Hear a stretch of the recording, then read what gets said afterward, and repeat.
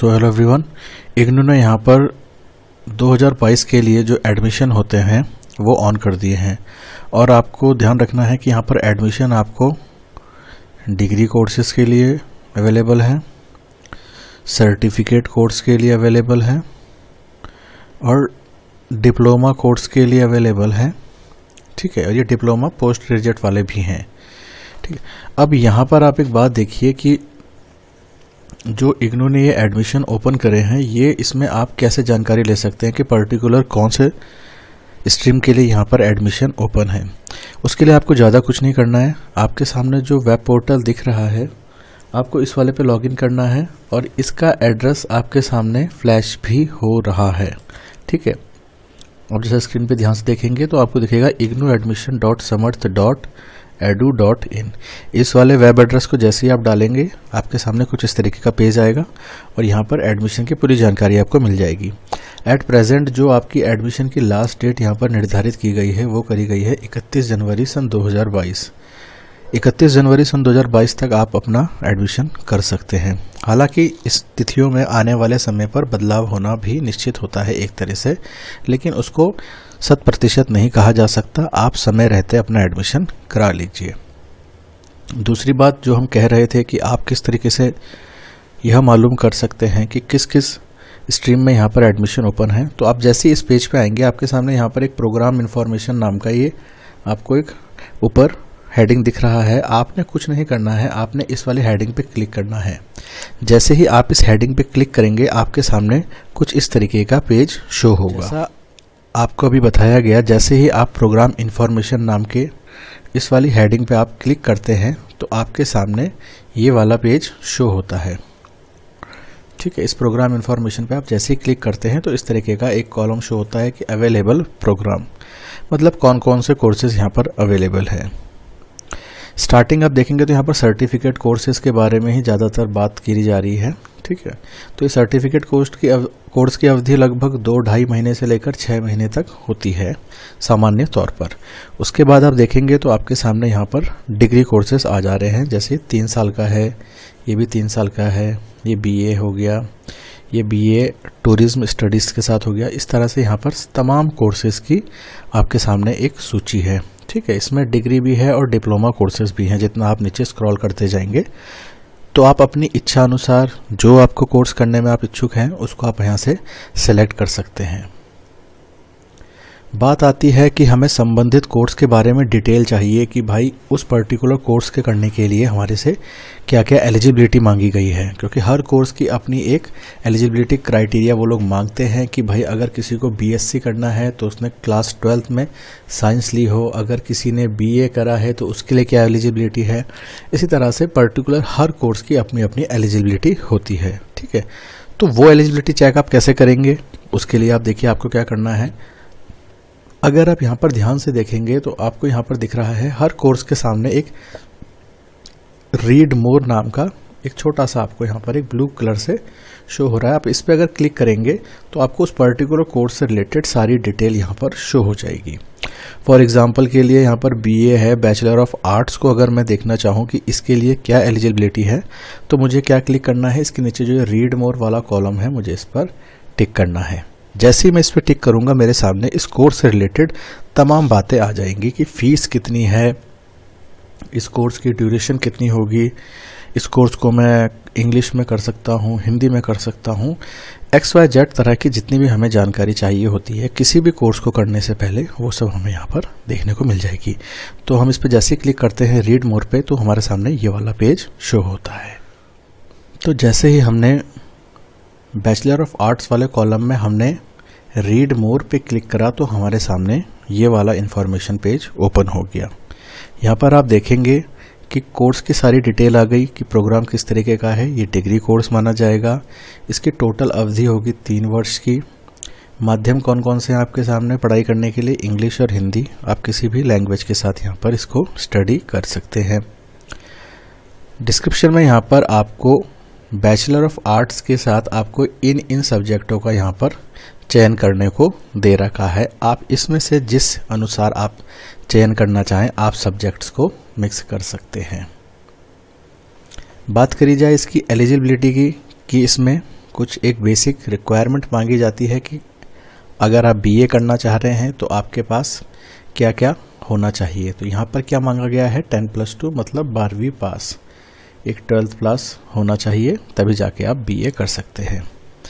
Eligibility के नीचे ही आपको देखने को मिलता है फीस स्ट्रक्चर। फीस स्ट्रक्चर में इस कोर्स की टोटल फीस दिखाई गई है जो कि है 9,900 रुपये।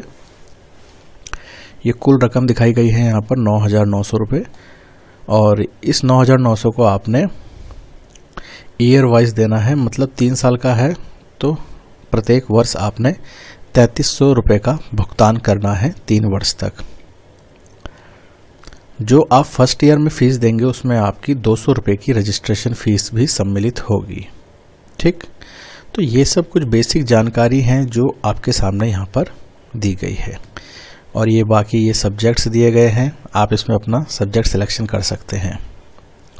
बाकी यहाँ पर आपके सामने जो ये है स्टडी सेंटर और रीजनल सेंटर की डिटेल आती है, मतलब आप एडमिशन जहाँ पर ले रहे हैं इस तरफ तो होगा आपका, बेसिकली आप देखेंगे तो डिस्ट्रिक्ट का नाम, मतलब जिला का नाम, कौन सा जिला है पड़ता है आपका, और उस ज़िले में कौन सा आपके लिए अध्ययन केंद्र यहाँ पर इन लोगों के द्वारा दिया जा रहा है।